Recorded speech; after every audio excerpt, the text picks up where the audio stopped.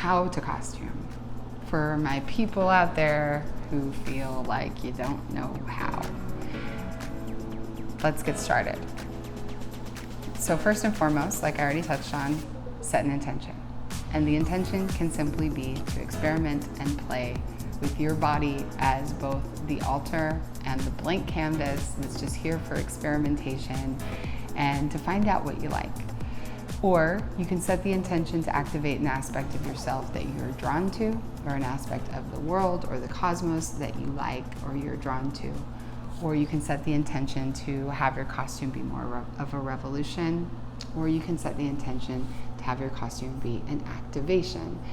Now, activation can be multiple things. Activation can be a part of you that you just want to see what it's like when it comes through you, when you give it full permission to express.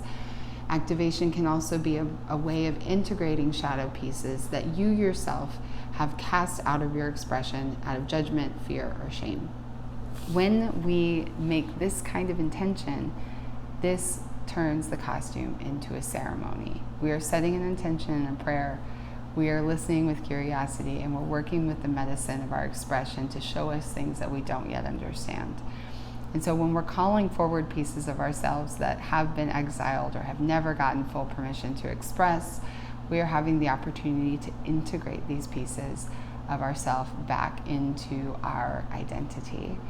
And we can do this with collective archetypes or other aspects of the collective psyche that we perhaps don't understand, don't relate to, don't agree with. If you're somebody out there who has a really strong story about the wrongness of sexual expression or, promiscuity or any of these stories around sensuality or nudity, it might be a very radical ceremony to give yourself permission for one night to dress up in bondage, to wear pasties, to go very, very dark with your colors and makeup if you're somebody who is always wearing white or magnetized towards more angelic expressions. So think of this as your opportunity to find out a little bit more about how it feels to be in this expression and how it comes through you uniquely. And can you learn a little bit more compassion and excitement and celebration and encouragement for the people who are naturally embodying that? So once you have your intention and you've clarified how ceremonial this experience is going to be, it's time to go down the rabbit hole, so to speak.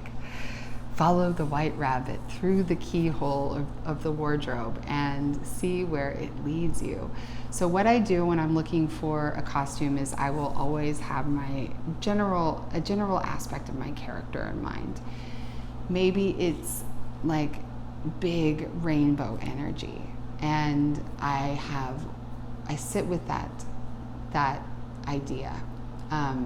And suddenly some aspect might pop out in my imagination. Maybe it's a headpiece or a jacket or wings or some kind of silhouette. I've always been very attracted to big trains and like high collars and things like this. And so I might get on the internet and search, high collar Victorian jacket because I'm going for this Victorian vibe, or warrior chainmail silver Joan of Arc. And you can think of these different characters or animals or ears or think of a primary component of the silhouette of your intentional character and start there.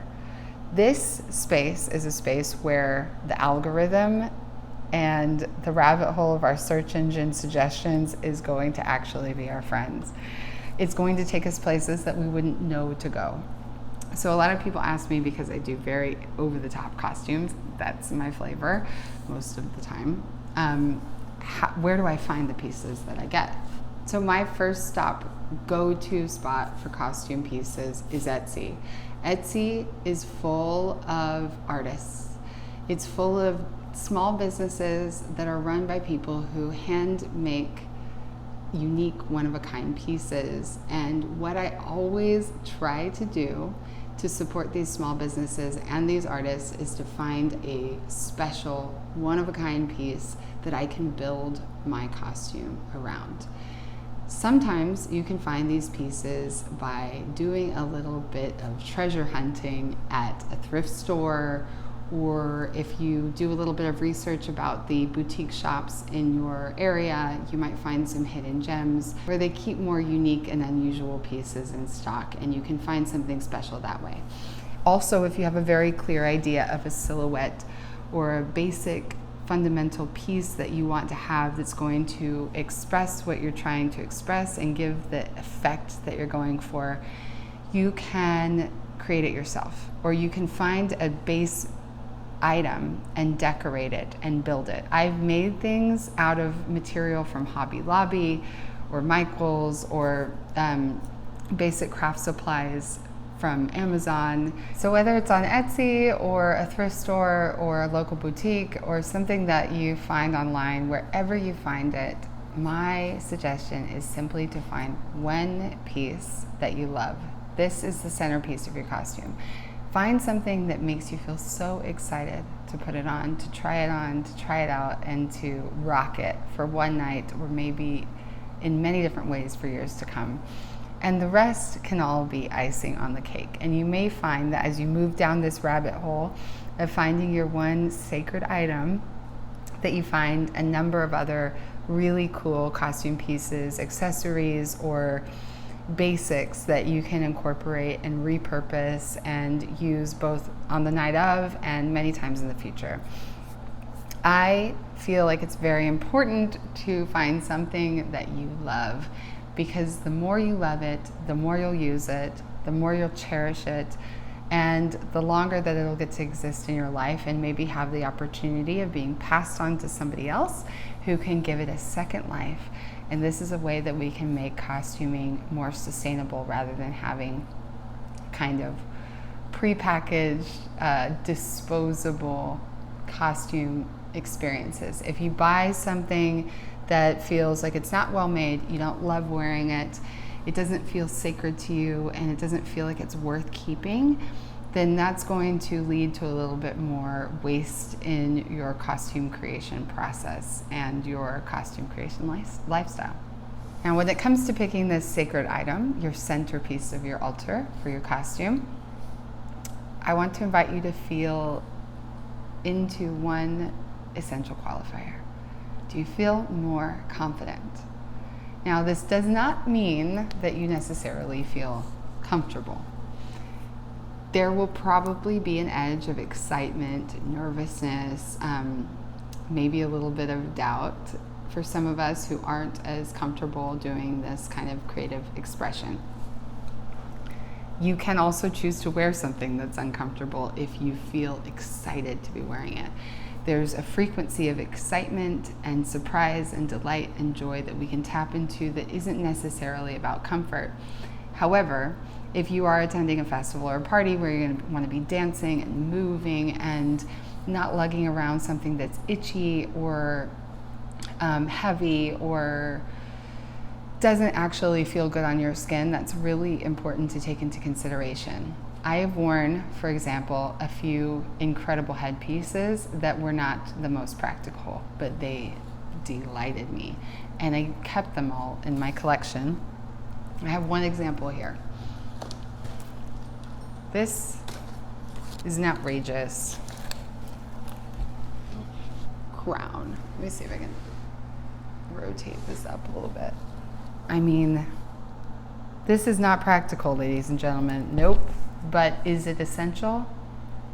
To me, yes. This is something that was made by hand with scrap plastic, tinsel from maybe a Christmas tree, and a bunch of adornments that were sewn and glued on, and it's falling apart. I got this secondhand at a boutique.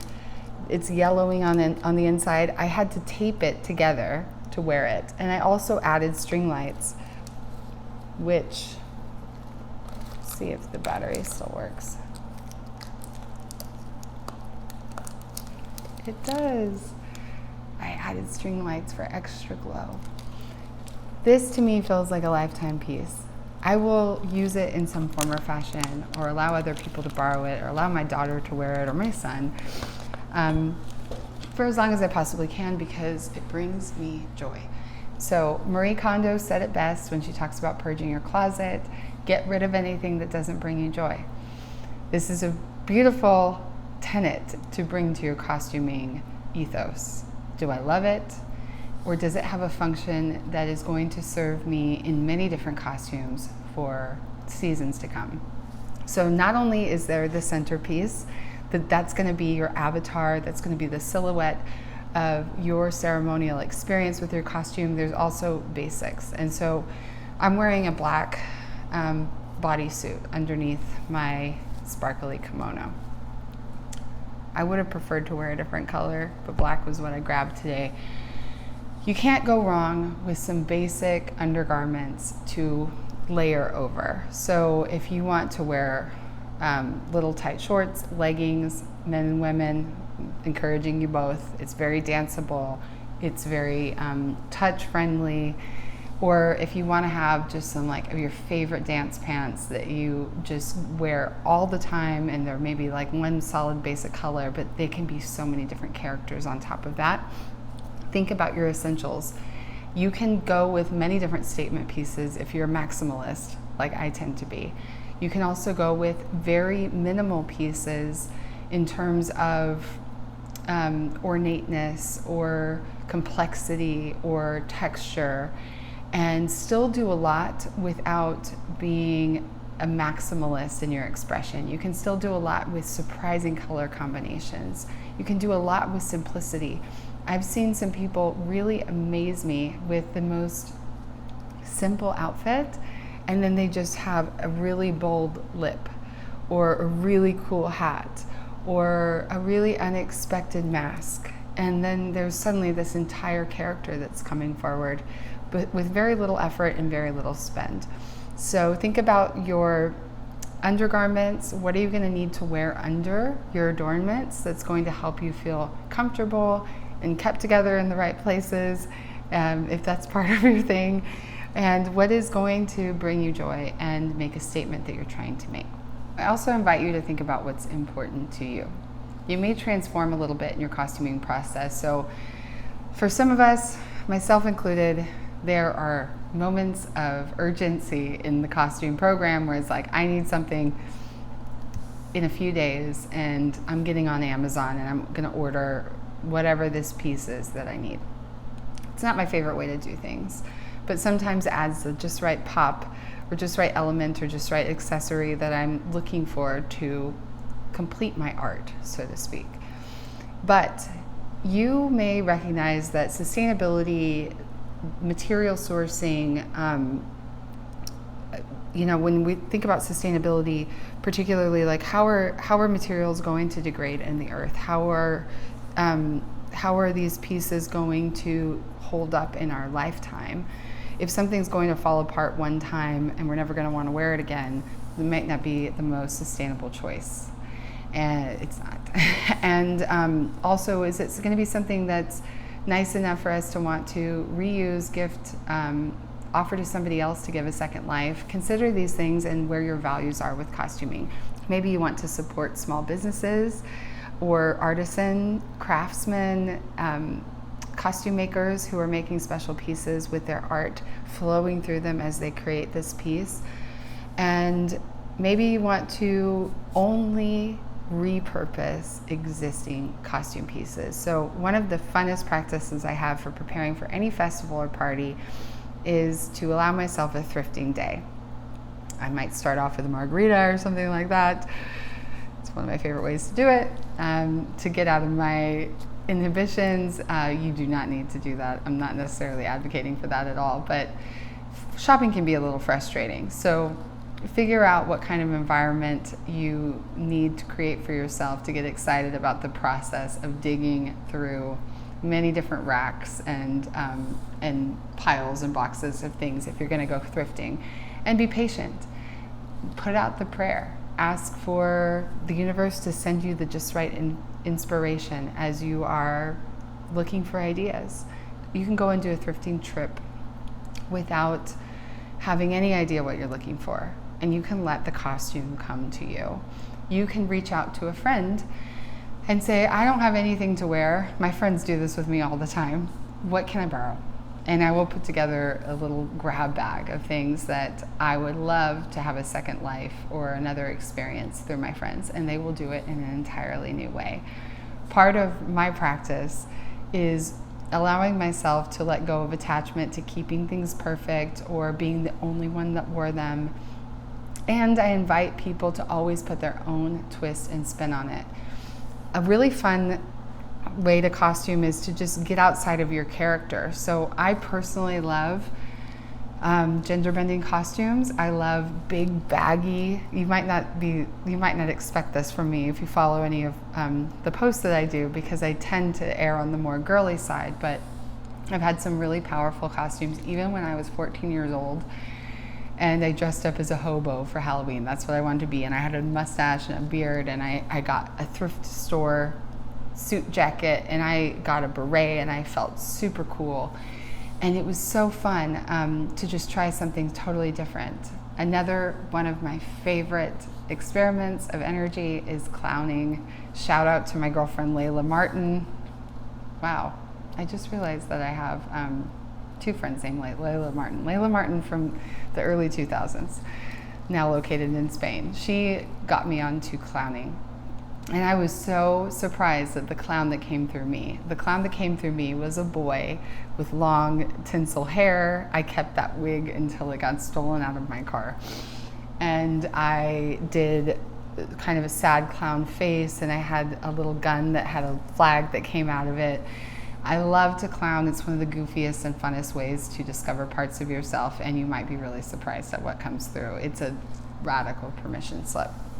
So that brings me, thinking of the tinsel wig, to head adornment. So if you're thinking about basically like a recommended structure for an outfit, you're going to have your statement piece, and that could be any one of the pieces that I'm about to describe to you. So you might have a pair of shoes that you absolutely love, and they're taking the front center stage, or a hat or a headpiece, or a certain type of makeup that you want to do, or a jacket that's just, you put it on and you feel that confidence I was talking about, that you suddenly feel your posture change and your voice tone changes a little bit, and your chin goes up a little bit, and your wildness comes out a little bit, and your eroticism comes out a little bit.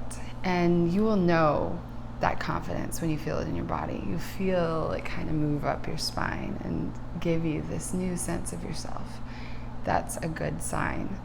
So feel for the pieces that give you that kind of quality of embodiment. And think about these different fundamental parts too. Because once you have your centerpiece, you're going to need all the rest of it unless you're going nude. So I like to do base layers. Right now I have on some of my favorite structured glitter pants. None of this really matches. It doesn't matter. It feels good to me. I have this lovely kimono that I got at a festival. Sidebar for that. Talk about that in a moment. And I have these fabulous handmade, giant, ridiculous earrings from an artist on Etsy. And this is just me sitting in my home recording a video. So think about the basics, the undergarments that you might need, or the pants that you might need, whatever the simple part is that's filling in this space outside of your statement pieces. Depending on the weather or the environment, you might want layers. So jackets and kimonos are such a fun way to have multiple outfits in a night. You can have an entire, bodysuit or pair of pants or anything, whoever you are, whatever gender you are, going on underneath your layers. And as the night progresses, you either add layers or you take off layers. I wanted to wear this jacket for this video. Ooh la la, Tinseltown, USA. This is one of my favorite pieces, and I've only ever worn it in my house because tragically it sheds. And part of my ethos and like my value system for festivals and parties is I try my best to abide by the principle of not leaving a mess, especially of something like tinsel, sequins, pieces that fall apart and fall off. I try not to leave a trail of that wherever I go if I can help it. Sometimes we can't. But something very basic like this silver kimono can be an entire experience in and of itself. So think about your layers. Do you want kimono? Do you want a coat? I have one more here. This disco jacket was a vintage find. It's very heavy. It's got shoulder pads. It's super fun. I will try to keep this for as long as I can because I just can't think of a time in my life, even when I'm 95, that I wouldn't want the opportunity to wear this. This was a vintage find, and this was, thrifting is going to be your friend for pieces like that because they just don't make them like that anymore, you guys. And another example that I have is these fabulous see-through fringe googly eye pants. Now, googly eyes are a big part of my soul stuff. I saw this is part of an entire suit. I saw this, I love neon, I love fringe, I love googly eyes, all checking so many boxes for me. So very different looks, all of these. And all of these are a part of who I am. And I've made that absolutely certain by allowing it to be expressed in my outfit. So you've got your basics, your centerpiece, your layers. You're also going to want to wear good footwear. You can do a lot of fun things with footwear. I personally am now in a season of my life at 40 years old where I cannot do heels. I cannot do platform heels. I cannot do stilettos. It's over. But if you don't need to dance, which I highly recommend that you try dancing in your costume, you can get away with doing some really outrageous footwear that's kind of a once-in-a-lifetime thing. If you're not used to wearing heels, consider getting outside of your own box. If you're a person who's always very feminine and always very glam, maybe you go a lot more minimal, raw, comfortable. Like, let yourself have that experience where you don't need to go over the top to feel confident. You actually get to be in the comfort of your embodiment. If you're a person who never wears makeup, never dresses up, looks at this and thinks that looks miserably uncomfortable or that's too much, maybe your experiment and your ceremony is going to happen for you when you get to put on something that you never thought you'd wear, and you get to do your makeup to the nines. I see so many men have so much fun getting to wear makeup finally. It's one of the sweetest things I have seen. I have a lot of male friends who don't believe that they can do very much with their costumes. I love to help them add a little bit of glitter, a little bit of eyeliner, to put on a sparkly sequin jacket. I've done this with my fiance, and it's so beautiful to see the joy and the confidence that comes through them as they suddenly get to do this thing that society never gave them permission to do. So when it comes to footwear, bring that in. What do you want to do with your feet that you haven't done before? And how can you make it comfortable, danceable for probably many hours if you're doing a festival? I love to do tennis shoes that are bright colors. I love to do boots that have a lug sole and wear a nice thick sock so I'm comfortable. Bring some Band-Aids in case of blisters. Bring in a little bit of accessorizing with the socks perhaps, or you can add things like I have a lucky rabbit's foot on one pair of my boots. Add things to your shoes, wild shoelaces. It's your canvas, baby.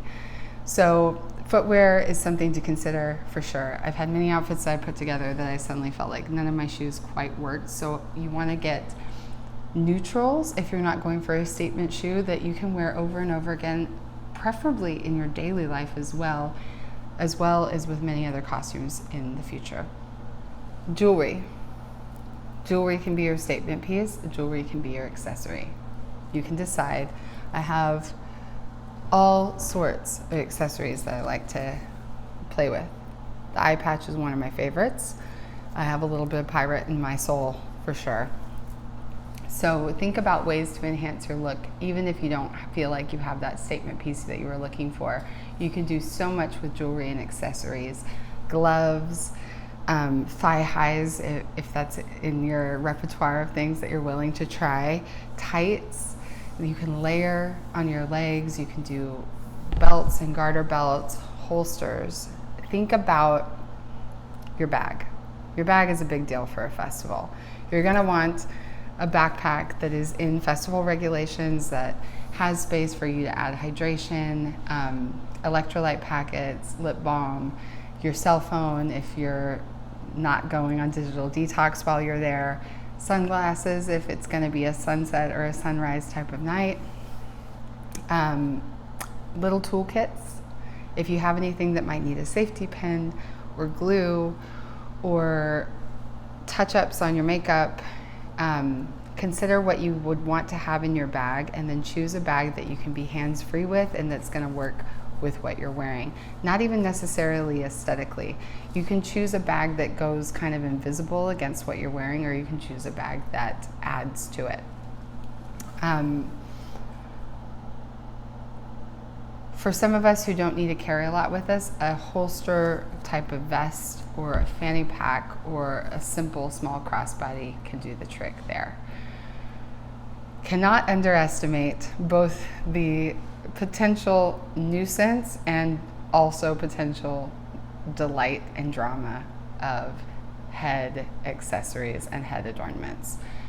I love wigs. I almost wore one for this video. I'm really glad I didn't. I would have been very hot. It suddenly feels incredibly hot in my house now that I have a light on me and this jacket and all the things. So it's something to consider when you're getting ready for a festival or a party with your costume is, are you going to be comfortable in all of these layers?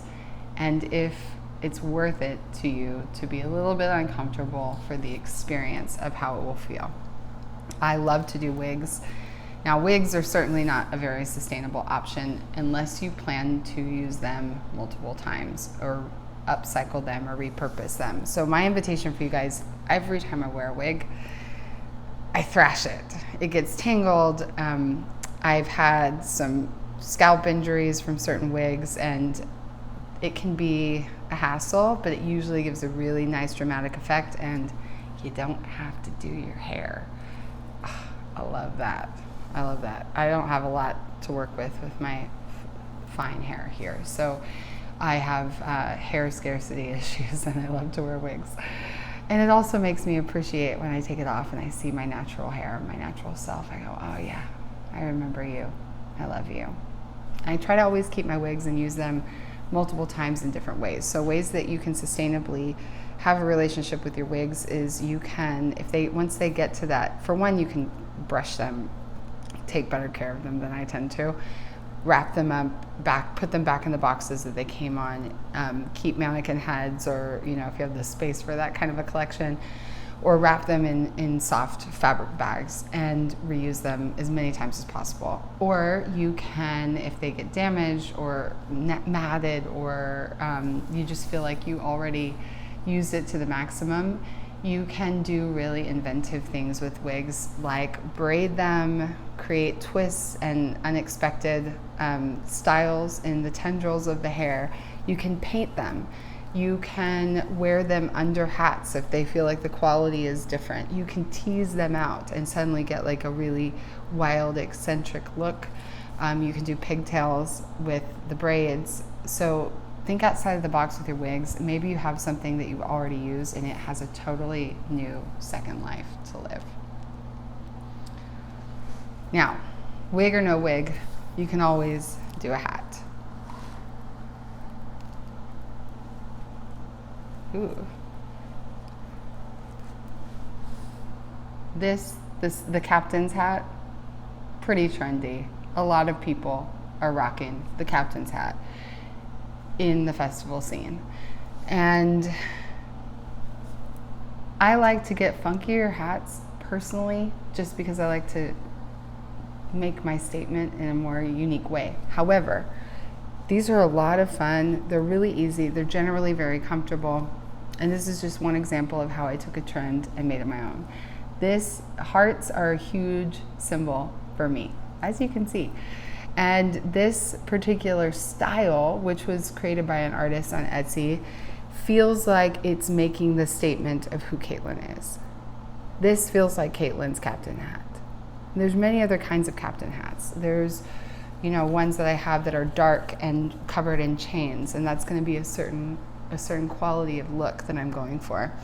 So there are so many different ways to wear headpieces. There's also headpieces themselves, which this is one of my all-time favorites.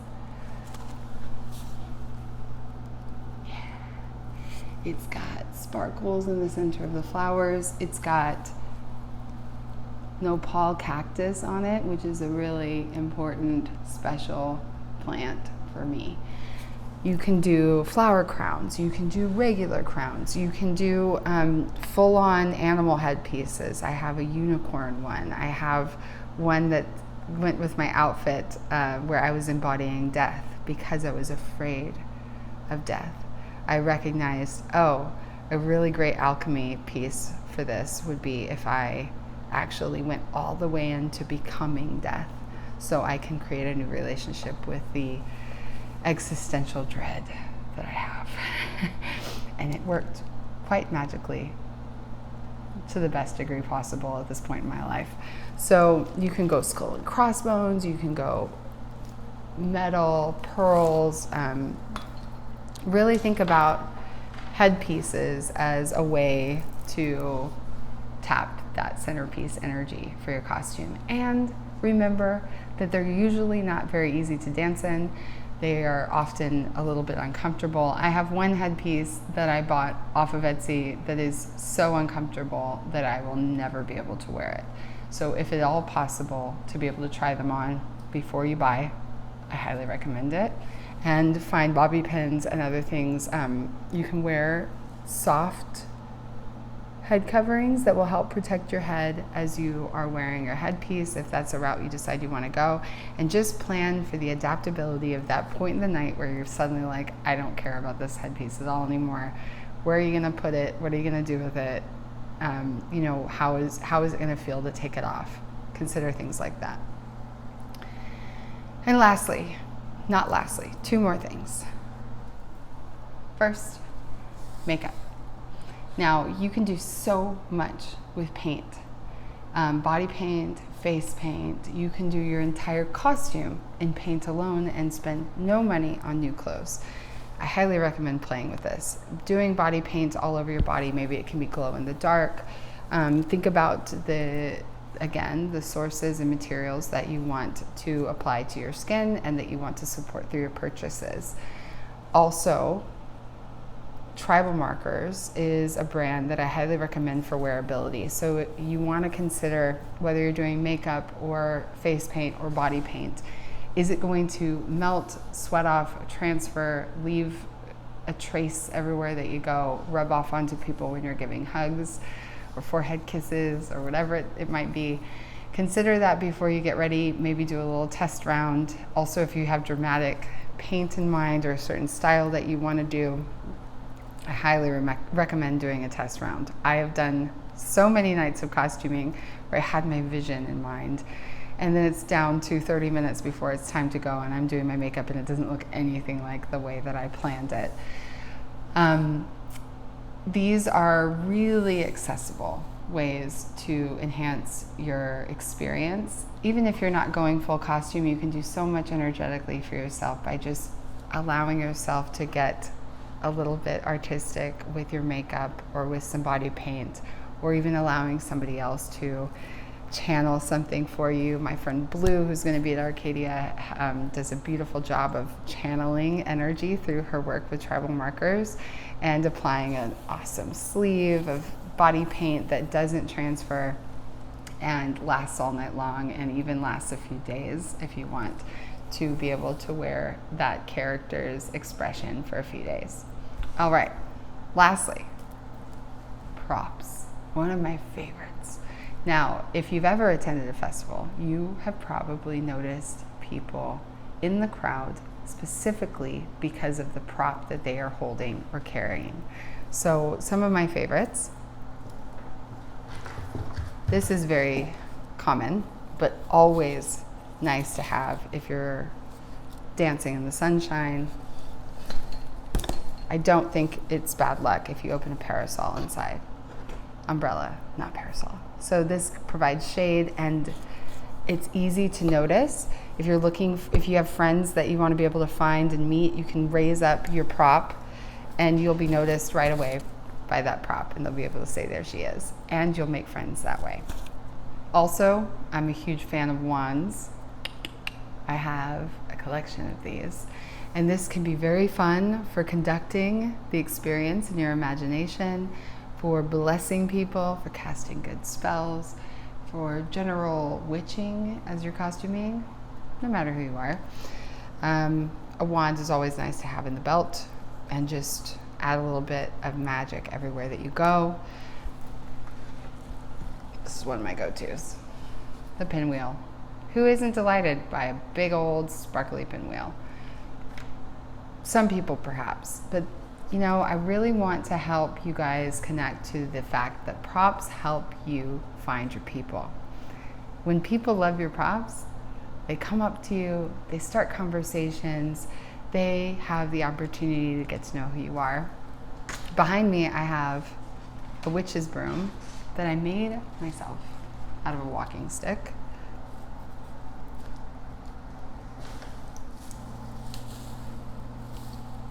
I wrapped all of this leather. I added a medicine wheel dream catcher, a little bit of faux greenery from the craft store, and it's more of a staff.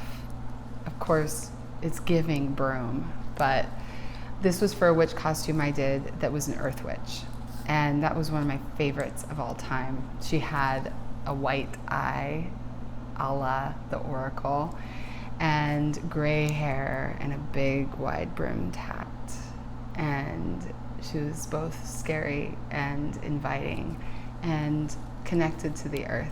And so you can have a lot of fun connecting to your prop, and this is going to be one of the biggest archetypal pieces, whether you're using a scepter, a staff, a wand, a pinwheel, a parasol, etc., an eye patch.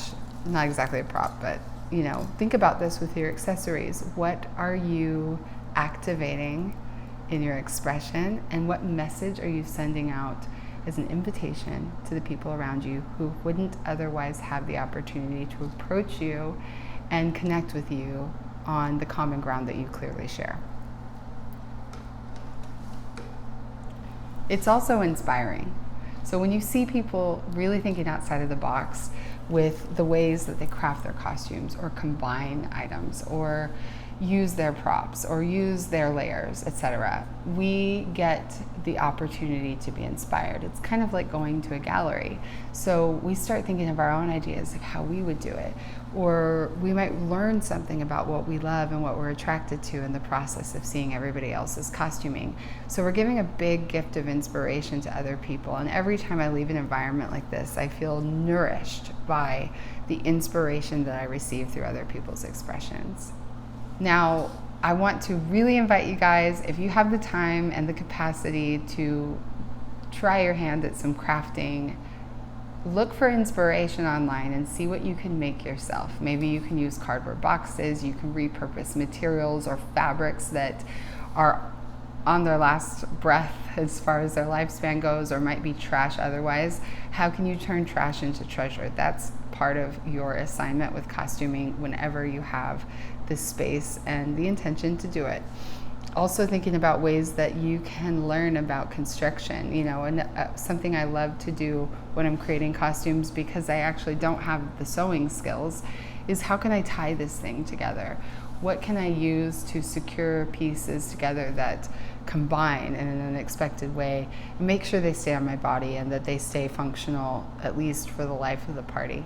You can use your costume process to learn about how to make wearable art. There are so many tutorials out there online that you just have to recognize what it is that you want to make, and you suddenly have a motive and an incentive to get inspired to learn a new craft or a new skill. You may even find yourself wanting to learn how to sew or wanting to learn how to create certain types of adornments that suddenly become a passion project or an entrepreneurial venture for you as an artist. You know, I always had a fantasy of creating specifically shoulder accessories. I did it myself a few times. It didn't stick enough for me to go all in on that, but use this as a grounds to play with your craftsmanship and to see what untapped superpowers you might have as a creator that you actually want to give back to the world through your creations. You can also do some make-it-yourself upcycling of clothing items that you already have. Paint them, decorate them, cut them apart, cut them up, make crops out of long things, make patchworks out of short things, borrow your partner's clothes and turn them into something new. There are so many ways to reimagine and repurpose items that we already have and give them new life. Research some fabric paints out there and see if there are certain kinds of adornments that you want to start adding to things. Maybe you have a signature style or totem that you add into every costume. I always love to add a little bit of googly eye or a shiny heart somewhere that helps it give it my signature for myself and myself alone.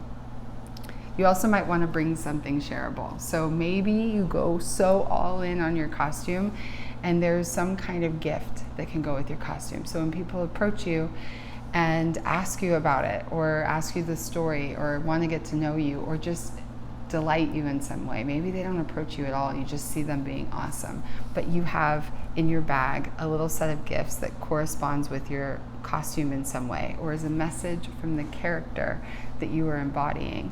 You get to proliferate that medicine through gifting in the festival environment, and this can be a thread that ties back in to help the person remember the character and the energy and the medicine of who you were for that special night.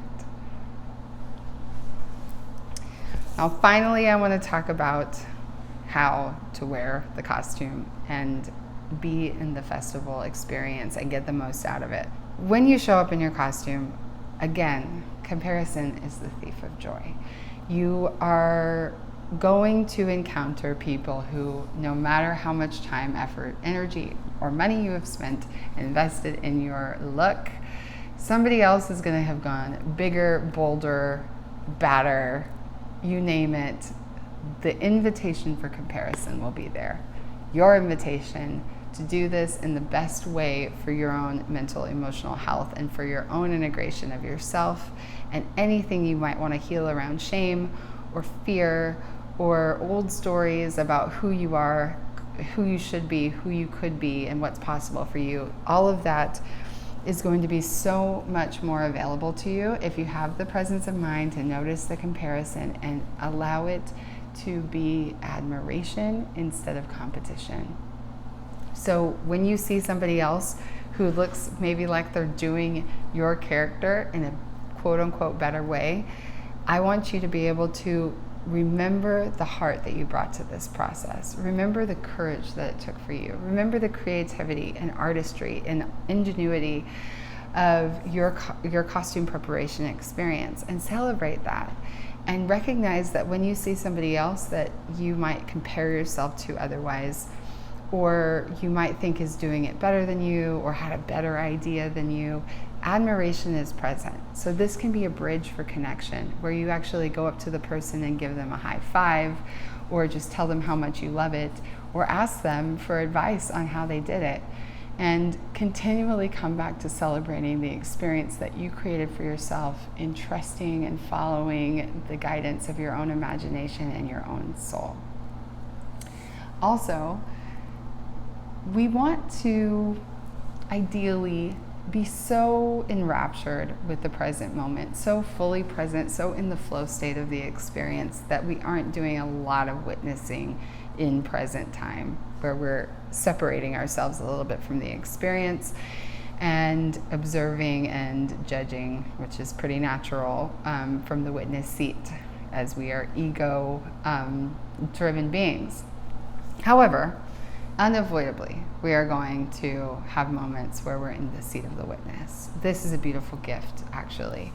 As nice as it might be to be enraptured in flow state of joy the entire time, this is the opportunity for us to notice how we're responding to our own experience.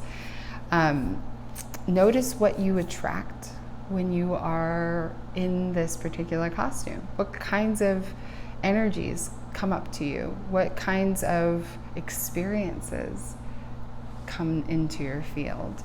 What's new and different that feels like it's connected to what you're expressing and what you're wearing? Also notice what you're attracted to. Maybe there's a novel quality to the experiences that you are having on this special night where you're expressing in this certain way. All of this is information about this ceremony of the costume that can help it have greater meaning and more insight and more takeaways for you to actually take home and integrate from your festival or party experience. Also take this opportunity to learn what feels good to you and what doesn't. This is an experiment. You're trying on a different avatar. This might be an avatar that you want to keep and summon and call forward to share its superpowers many times in your life. It also might be a one-time thing. It might be something that evolves and adapts and changes and grows over the years. It might be something that is integrated and never needed to express again after that particular night. You might try out certain embodiments or expressions or looks or attitudes in your costume that ultimately feel like they were just an experiment and they weren't really, really true to you, but it was fun to try. Allow them to be fun. Allow it to be an experiment and allow it to give you more information about who you are and what you like. You can try things on and you don't have to attach to that in your energy or identity going forward. Allow the bubble to be a sacred container of experimentation and surprise and new information. And also, witness when you can where you're seeking external validation, be it for your appearance, what you're wearing, how you're dancing. There can be a strong gravitational pull until we really get anchored in our own center of gravity to try to feel safe in how we're expressing based off of the feedback of our environment. So if you notice that happening, drop into your body with your breath, celebrate yourself, acknowledge yourself, give yourself the validation and the recognition that you're hoping to feel from somebody else in the outside world. That gravity of you being your number one champion, your number one cheerleader, is going to be the magnet that calls forward people to get curious about you if connection is what you're seeking.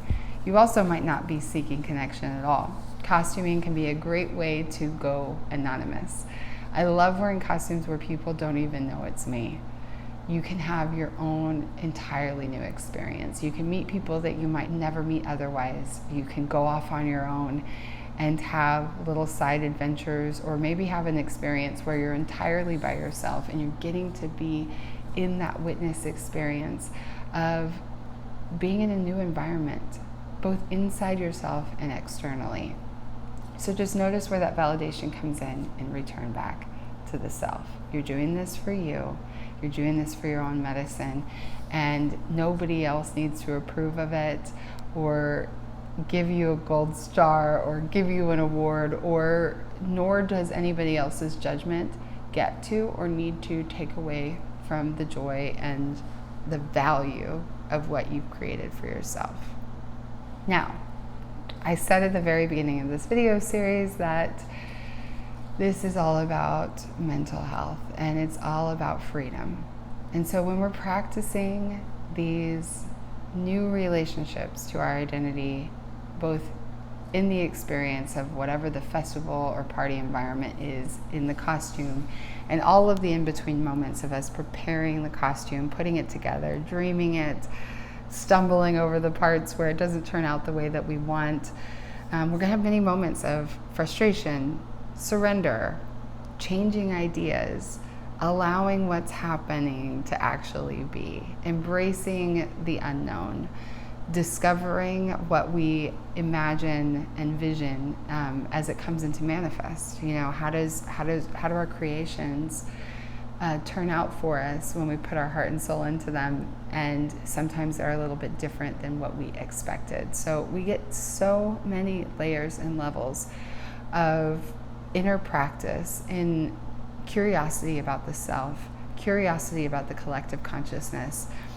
creativity, ingenuity, innovative approach to using available resources, considering deeper relationship and education around the symbols, characters, mythical influences, and archetypal entities of our life experience as we work with this practice. And this is a practice, it's a joy. It's a blank canvas to get messy with. It's a place for trial and error. It's a place for trial and celebration of whatever comes out.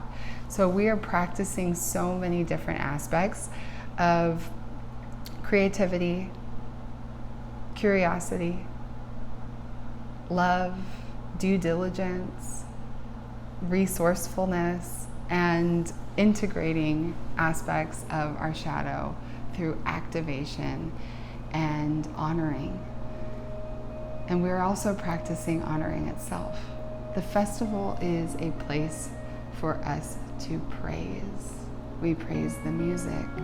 We praise the experience of our temporary aliveness.